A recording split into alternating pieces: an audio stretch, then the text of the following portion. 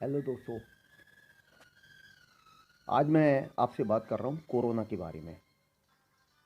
Corona time चल रहा है काफ़ी समय से, और अभी कोई वैक्सीन हम लोगों के लिए बाज़ार में उपलब्ध नहीं है। उम्मीद की जा रही है कि आने वाले समय में बहुत सारे देश, हमारा देश भी शामिल है उसमें, और दूसरे देश भी जो डेवलप्ड कंट्रीज हैं इसमें इस प्रयास में लगे हुए हैं, और वो वैक्सीन आने वाले समय में उपलब्ध हो जाएगी। मैं आपसे ये कहना चाह रहा हूँ कि इस कोरोना काल में हमें जो प्रिकॉशंस रखने चाहिए वो हम रख नहीं रहे हैं पूरी तरह से। कारण ये है कि जब से लॉकडाउन 1 2 3 4 ये जो लॉकडाउन खुले हैं, तब से लोगों के मन में से इस बीमारी के प्रति डर काफ़ी हद तक कम हो गया है। और वो सोचते हैं कि शायद मेंटलिटी है ऐसी, या क्या है कि हमें कोरोना नहीं होगा। मास्क भी नहीं लगाते। बाइक पर 2 या 3 लोग होते हैं, 2 तो होते ही हैं। तो ये गलत है। पहली चीज़, मास्क पहनना बहुत ज़रूरी है। दूसरी बात, अगर आप टू व्हीलर व्हीकल पर हैं तो सिंगल होने चाहिए, आपके पीछे कोई नहीं होना चाहिए। तीसरी बात यह है, अगर हम मेडिकल स्टोर पर जाएं या और किसी स्टोर या किसी दुकान पर जाएं या पब्लिक प्लेस में जाएं, तो वहाँ गैदरिंग ना करें, एक साथ पास पास ना जुड़ें। जैसा कि हम देखते हैं लोग आजकल ऐसा ही कर रहे हैं, और यही कारण है कि इंडिया की ही बात की जाए तो इंडिया में पर डे अभी 75,000 90,000 तक का ये सब चल रहा था कोरोना पेशेंट्स का। हालांकि उसमें से बहुत सारे लोग रिकवर होकर भी आ जाते हैं, सही होकर आ जाते हैं, लेकिन बात वो नहीं है। इस समय 50 60 हज़ार 55,000 नए संक्रमित व्यक्ति, कोरोना संक्रमित, रोजाना आ रहे हैं सामने। तो सरकार अपने प्रयास कर रही है, लेकिन हमें भी जागरूक होने की नितांत आवश्यकता है। देखिए, 1918 में, आज से 100 साल से भी ज़्यादा समय हो गया, 1918 में एक भयंकर बीमारी फैली थी दुनिया में, स्पेनिश फ्लू। स्पेनिश फ्लू इसको नाम दिया गया इस वजह से क्योंकि ये बीमारी तो कहीं और से फैली थी। विभिन्न मत हैं इसके बारे में।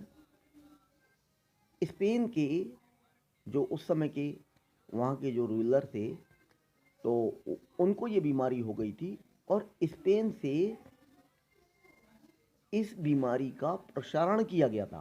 अदर रेडियोज पे, अदर देश के रेडियोज पर रोक लगा दी गई थी, लेकिन स्पेन में ऐसा कुछ था कि स्पेन के रेडियो से इस बीमारी के बारे में खबरें दी गईं।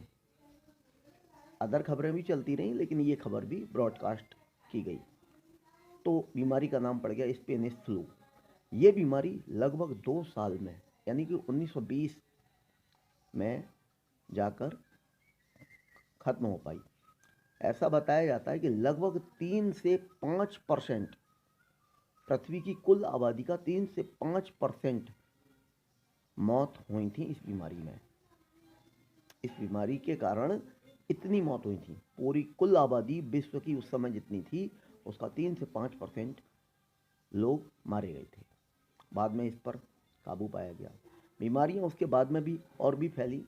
जैसे जैसे साइंस डेवलप होती गई, मेडिकल साइंस हमारी, जैसे कि स्वाइन फ्लू, बर्ड फ्लू, ये भी बीमारियां आईं, और इनमें भी हजारों की संख्या में लोग मारे गए। लेकिन इन पर जल्दी काबू पा लिया गया हमारे डॉक्टर्स के द्वारा, हमारे साइंटिस्ट के द्वारा। इस समय जो हालात हैं वो अभी पूरी तरह सुधरे नहीं हैं। बचाव ही एकमात्र इलाज है इस समय, और वही हमें करना है। मास्क लगाना बहुत ज़रूरी है।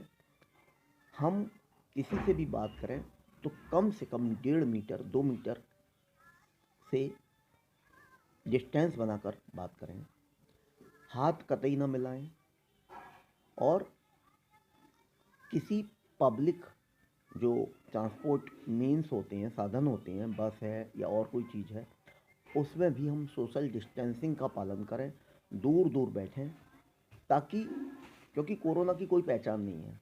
हमें नहीं मालूम वो मरीज जो संक्रमित है वो हमारी तरह दिख रहा होगा, स्वस्थ और बिल्कुल फिट एंड हेल्थी। तो हम दूरी बना के रखें आपस में। किसी जगह हम कोई चीज़ खरीदने जाते हैं, किसी शॉपकीपर के पास, किसी और जगह, चाहे वो मेडिकल स्टोर हो, हम उस जगह एकदम से भीड़ न लगाएं, जैसा कि हम अक्सर करते हैं और हम लोग देखते भी हैं।